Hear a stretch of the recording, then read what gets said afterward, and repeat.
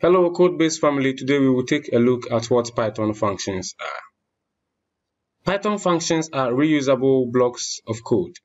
That means we can write them once and use them many times, as many as we want in our code.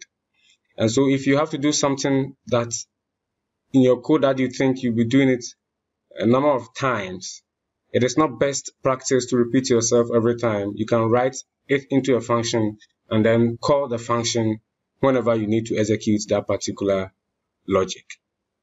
So let us take a look at what Python functions are in code.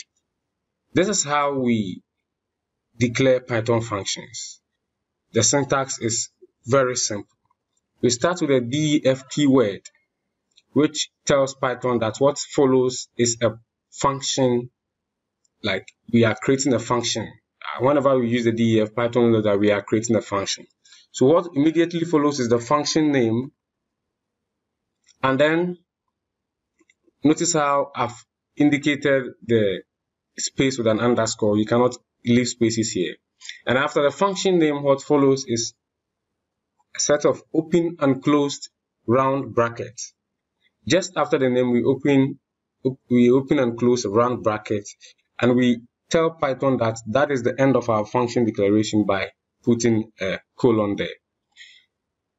The use of the open and close brackets, we'll get to know it very soon. For now, let's keep it as it is. And then inside here, inside that particular block, or that under that function, we can do whatever we want to do here. So that is the syntax for a Python function. Very simple, very, very simple. So let us create a very simple function that will greet our user for us. So here, instead of the function name, I'll let it be greet, and then here I'll just print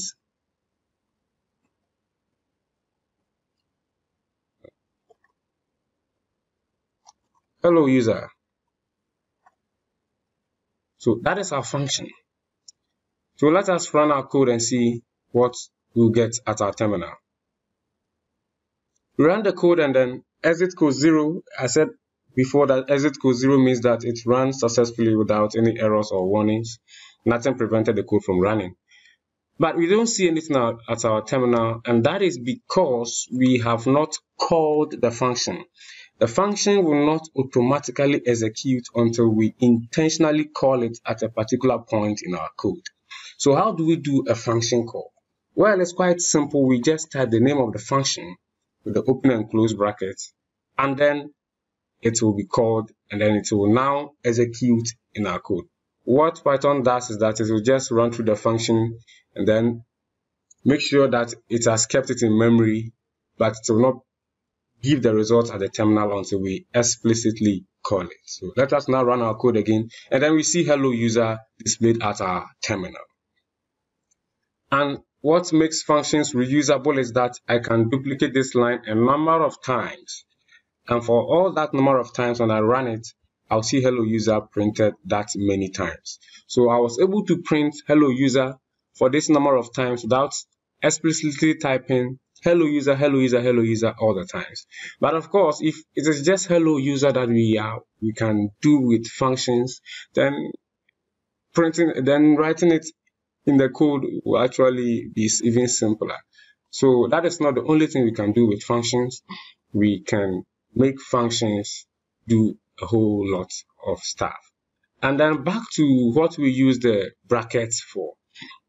It turns out that we can pass in what we call arguments of the function into this open and close brackets. And what are arguments of a function?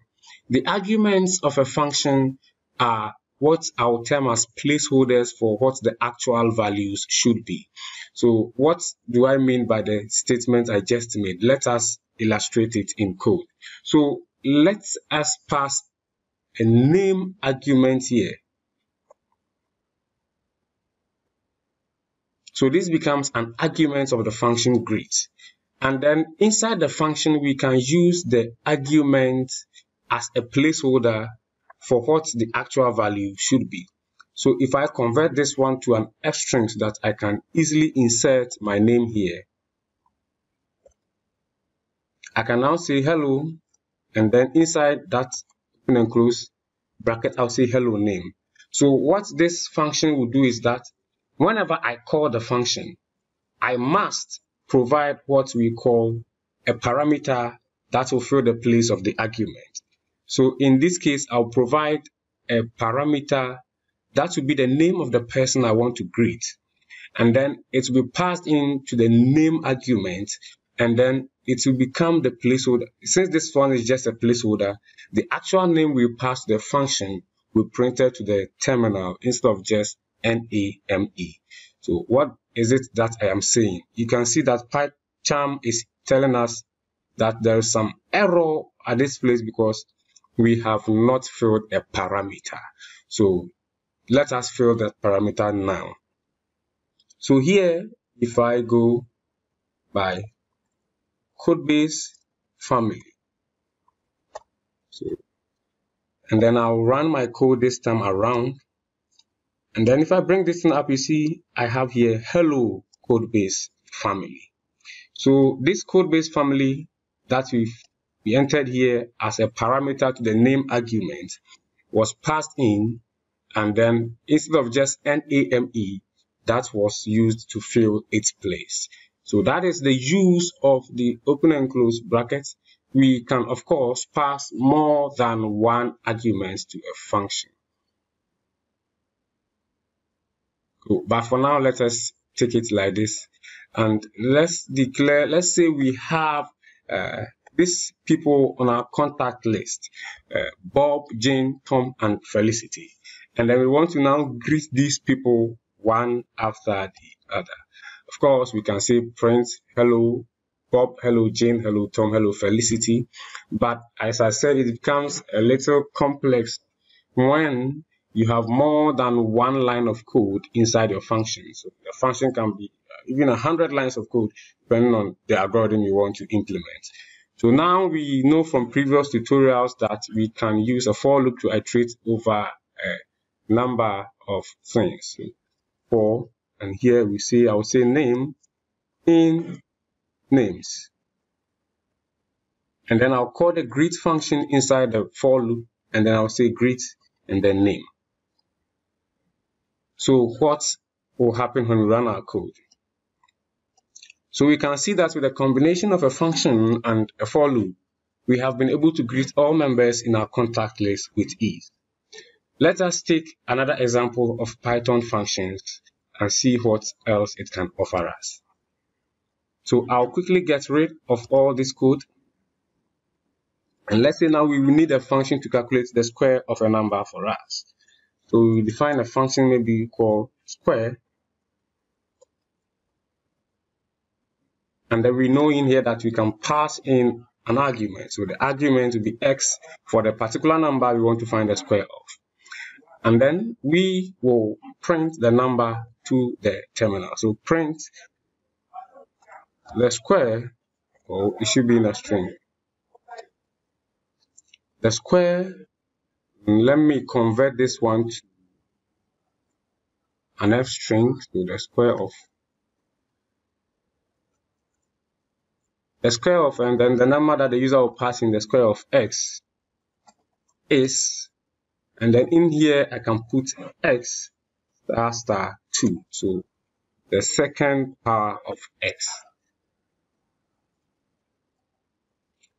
We can call our function as we know how to do, or not with the def this time around, so square, and then in here let's pass the number 2. We know that the square of 2 should return 4, and so let us see whether we get that. So it tells us that the square of 2 is 4. Again, it has been passed in to the placeholder. But this doesn't really come out well, because if we can only do printing, what if we want to use the square of 2 rather somewhere in our code? I don't think with this way we can do that. But Python functions also have Python functions can also provide us with what we call a return value that we can use in our code. So instead of just printing something in the function to the terminal that you cannot later use again, we can return a value from a function. And this is what we do to return a value. Let me get rid of all of this code, this particular line. And then we can say here return, or let's say value. Now I want to just break things down. Value will be equal to x squared. And then here we can say return value. So what will happen is that the program will run, and instead of printing it to the terminal, it will keep the value in memory for us to access and use elsewhere in our code. Let us run it and see what the output will be. We get exit code 0, which means everything was alright, but we called the function, but we still didn't see anything at our terminal. That is because it is being returned, it is not printed to the terminal. So one of the ways we can go about it, or the way we can go about it, is to hold this return value into a particular variable and then use that variable rather in our code. Let's say number then equal to the square of 2. Now we can use number in our code. So print then number.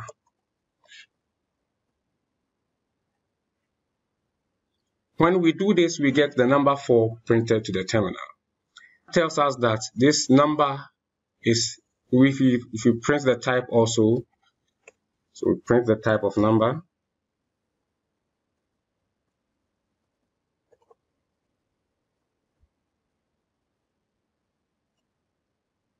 We get a class of int. That means we can use this in our code elsewhere to perform some computation. It can be arithmetic computation. And it's not always that it will return a number. It can return a full statement. It can return a boolean. It can return almost all the data types. It can return lists, tuples, whatever you want it to return. A Python function can return it for you so that you use it elsewhere in your code. Before closing the video, I want us to take a very practical example. You remember we can use the len function to calculate the length of a particular list or tuple or an attribute data set, to be precise. So if we go back to the list of names that we had, we can just say print and then the len of names. When we run this, we get 4 because that's the length of it. But let us, using functions, write our own version of the Python len function to return the length of a particular thing. So how we go about it is to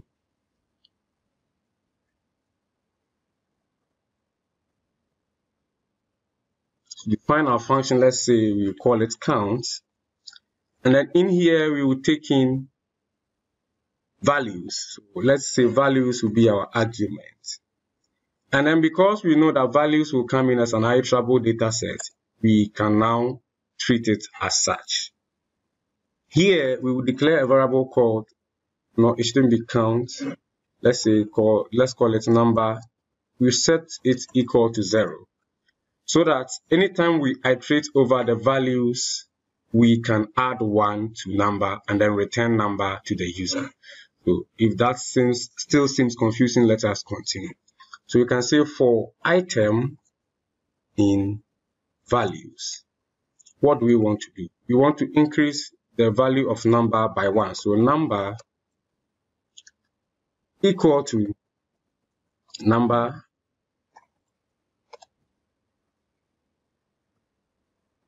plus 1. Or as we saw in the previous tutorial, you can say number plus equal to 1. And then now we will return the value of number. So what we are doing here is that we are going over the values dataset that the user will put in, and then we are iterating over the values dataset, adding 1. Whenever we find a value, we add 1 to this number, which will now be increasing depend on the number of items inside values, and then later we return number to the user. You can see that we declared the for loop variable, but we never used it. This is also possible to do because it's not all the times that we want to perform operation on the elements of the list. Maybe we just needed to control the behavior of another variable, in this case number. So let us test our code to see whether it works. Our functions will call count or print count, and then in place of the values we place names. If we get 4, then our code was successful. And then of course we get 4 at our terminal.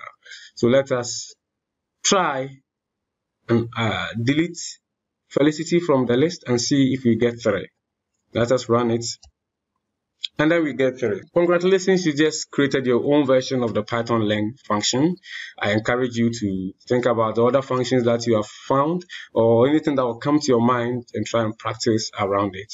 So that will be all for this video on Python functions. I will see you another time with another video. Thank you.